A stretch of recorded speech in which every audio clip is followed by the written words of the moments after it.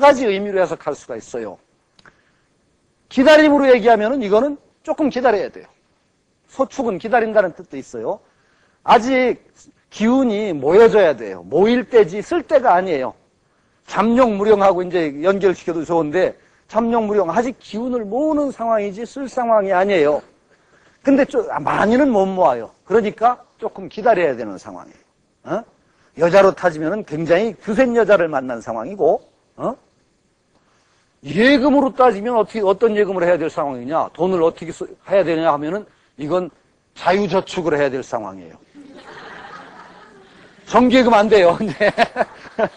왜냐면 정기예금은 대축이에요. 예? 오래 기다리고 오래 기다려 빼는 거 아니에요. 딱 돼야 기한. 그때는 대축이 나오면 정기예금의 상황이고 이건 자유예금이에요. 자유예금이라고 하나요? 무슨 예금이라고 하나요? 자유저축 같은 거예요. 마음대로 이제 넣고 뺄 수 있는 그런 꾀에 해당해요. 소축은. 정기예금 꾀는 이제 여기라면은 오래 참고 오래 기다려서 큰 돈 모을 때고 이건 아직은 그렇게 안 되는 상황이라고 할 수 있어요. 그러니까 이렇게 이제 제가 자꾸 결까지로 나가기도 하는데 결까지가 아니에요. 이게 바로 주역이라는 부호를 해석하는 재미예요. 저축이라고 따지면 이건 자유저축이다. 이건 정기저축, 정기예금이다. 이렇게 됩니다.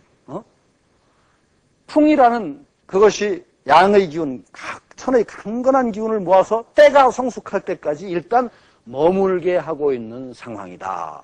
이렇게 보면 된다 말이죠. 여자로 따지면 그렇고. 그런데 자, 여러분들이 이제 이 꾀를 해석하는데 여러 가지 재미를 느끼시려면은 왜 이 꾀가 음이 여기에 있을 때 이 천이라는 강건한 기운을 머무르게 한다는 데 의미가 있다고 그랬죠. 축이라는 것이 멈추게 해서 머무르게 한다. 왜 꼭 여기 있는 꾀에서 소축이라고 했을까? 머무르게 한다면 여러 가지가 있을 텐데 자, 천은 가만히 둡시다. 밑에 천은 그대로 두고 음이 저기에 있는 경우가 있었으니까 그 다음에 여기에 있는 경우가 있겠죠. 요것도 음 하나가 5 양들을 거느리고 있는 상황이나 비슷하잖아요. 그 다음에 또 여기도 있잖아요. 이렇게 된 것도 맨 위에 이것도 음 하나잖아요. 왜 여기에서 꼭 소축이라고 붙었을까? 여기는 안 붙고 그런 이름이. 이것도 한번 여러분들이 생각해 보셔요. 자, 이게 재미예요. 이거는 화천대유괴라는 꾀예요. 이건 불을 상징하죠. 리괴입니다.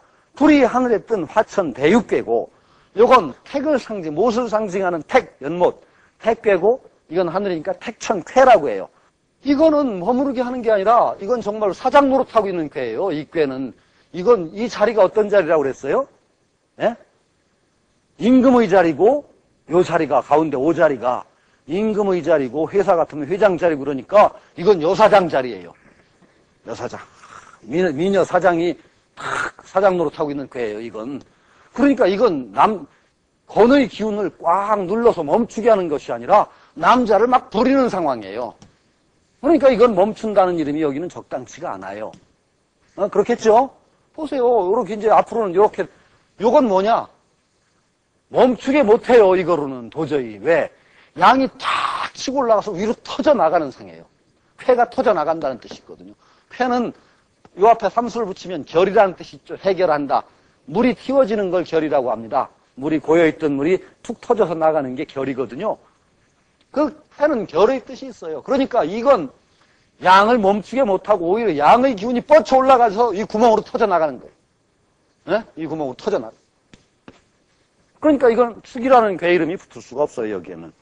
그러니까 오로지 사실은 축이라는 이름을 붙인다면은 요 궤에서밖에 못 붙이죠. 자, 이제 이거 소축계의 기본적인 의미를 이렇게 풀었는데, 제가 몇 가지 이제 예를 들었죠. 예금이라면, 자유저축 예금일 거다. 단기저축이에요. 그러니까 장기저축이 아니에요. 기다리는 상황이라면 조금 기다려야 되는 상황이다. 일이 성숙하질 않았어요. 이렇게 풀 수 있고, 이제 나머지 여러분들이 기타 소축이라는 이름과 이 궤의 모양에서 떠오를 수 있는 걸 여러 가지 생각하셔서 여기에 또 우리 상황에다, 우리 인생살이 상황에다 빗대면은 어떤 것이 있을까를 한번 추리를 해보실래요? 여러 가지 있어요. 자유롭게 한번 생각을 해보세요. 예를 들어서 어떤 공부를 한다느냐면 단기 코스예요. 단기 코스. 장기 코스가 아니라 오랫동안 다니는 뭐 큰 대학 같은 데 다니는 게 아니라 1개월 코스 같은 거 다니는 거예요. 이건 속성 코스. 단기 완성 코스 같은 거예요. 이건 1개월 코스. 내가 무슨 공부를 하고 싶은데 소축계획이 저버렸다. 그러면 학원에서 몇 달 정도 이제 배우는 그런 과정에 들어가는 그런 상황이라고도 할 수 있죠.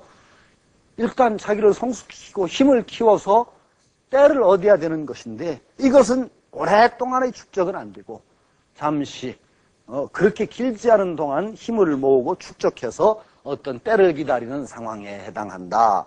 이렇게 말할 수 있을 겁니다. 이게 소축의 의미입니다. 전반적으로 이 괴를 얻어서는 금방 되지는 않는다고 봐야 되겠죠? 금방 일이 이루어지는 상황은 아니겠죠? 기다려야 되는 상황.